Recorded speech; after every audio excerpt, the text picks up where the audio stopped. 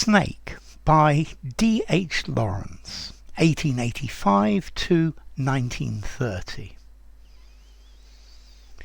A snake came to my water-trough on a hot, hot day, and I, in pyjamas for the heat, to drink there.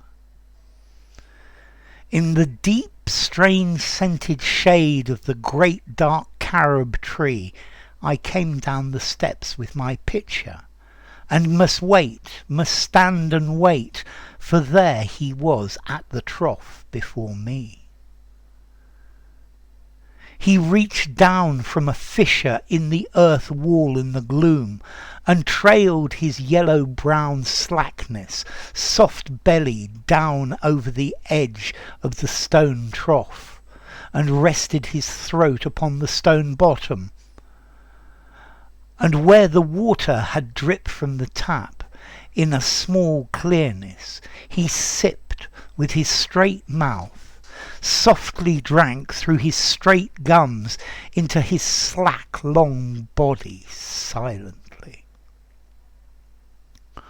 Someone was before me at the water trough, and I, like a second comer, waiting. He lifted his head from his drinking, as cattle do, and looked at me vaguely, as drinking cattle do, and flickered his two-forked tongue from his lips, and mused for a moment, and stooped and drank a little more, being earth-brown, earth-golden, from the burning bowels of the earth, of the day of Sicilian July, with Etna smoking.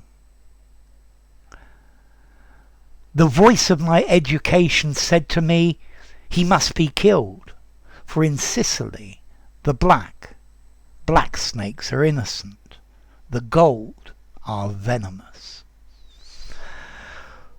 Okay, so let's see. D.H.Lawrence. He's famous as an author, most famous for Lady Chatterley's Lover. I think you would describe him as a modernist poet, and in this poem he's describing a meeting with a snake. I think he's in Sicily, and he goes down to get some water, and he suddenly comes face to face with this snake. And this is a description of it. A snake came to my water trough on a hot, hot day, and I in pyjamas for the heat to drink there. So it's a really hot day, and I'm wearing my pyjamas because it's really hot. And I went to the water trough, it's like a container, and a snake had come there to drink. So this is where he met the snake. In the deep, strange, scented shade of the great dark carob tree, I came down the steps with my pitcher. Okay, so I think he's walking down some stairs from the house to this water trough, and I think there's a great big carob tree over the steps to give shade, and he comes down the steps with a jug. Notice this: strange scented shade, steps. We're starting to get this alliteration, which is imitating the sound of the snake, and I think that's quite clever. And must stand and wait, for there he was at the trough before me. So I came with my jug, but I had to wait, because the snake had arrived first. Well, I think even if the snake had arrived second, he would have probably moved away. But clearly, he's afraid of the snake, yeah?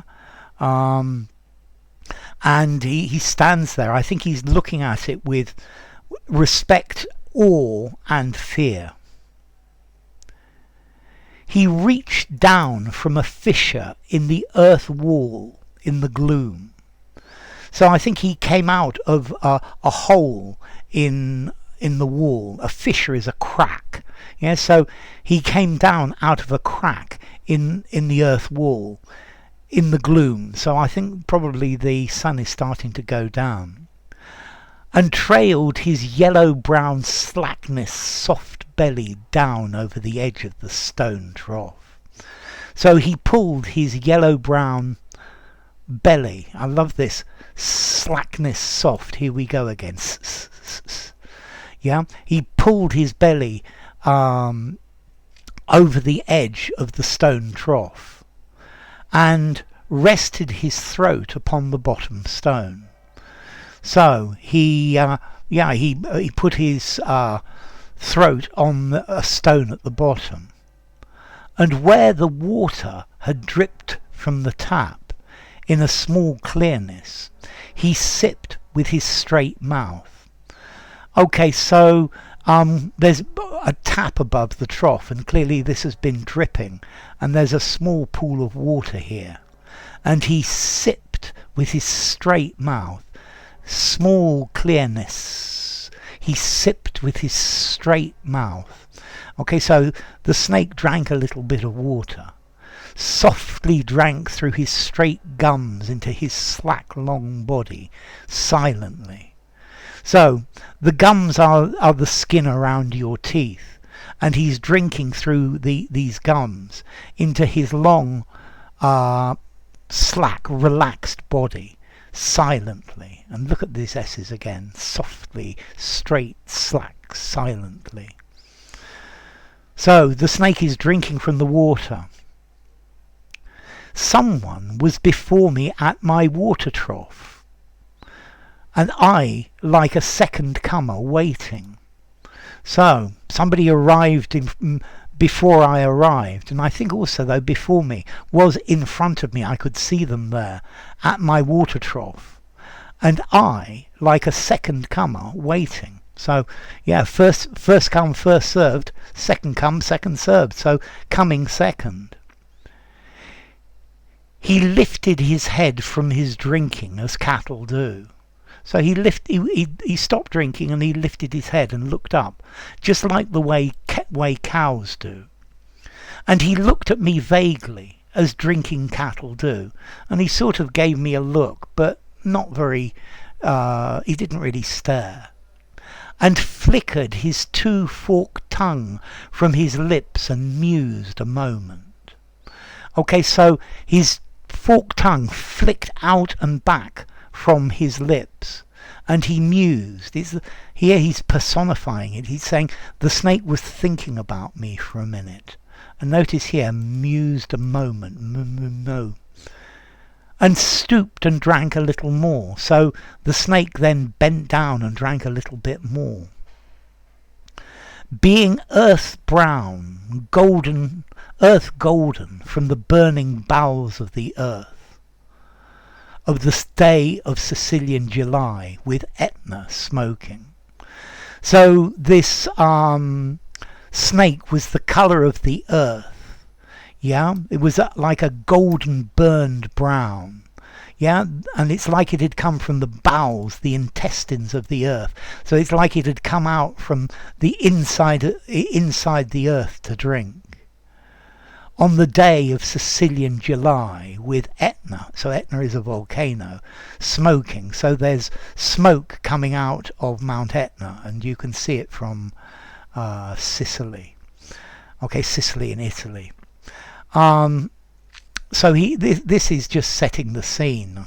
You can see the volcano behind with smoke, and this earth golden brown snake that is like part of the earth. The voice of my education said to me, he must be killed. So my rational voice said, I ought to kill this snake, but he's not going to, because I think he's afraid of it. I think he's maybe even a little bit ashamed to be afraid of it. He's also, though, in awe of it and has great respect to it. So I think that his voice of nature says don't kill him, but the voice of education, of civilized men, said to him, snakes have got to be killed. For in Sicily, the black snakes are innocent. I like this repeating of black. The black snakes are innocent. And here, I know it's a C, but innocent. Yeah, so they don't kill black snakes in Sicily. But the gold snakes, and this is a gold snake, are venomous, are poisonous. So enough. If you enjoyed the video, give it a rating, subscribe to my channel, and I will see you soon. Bye for now. Snake by D.H. Lawrence.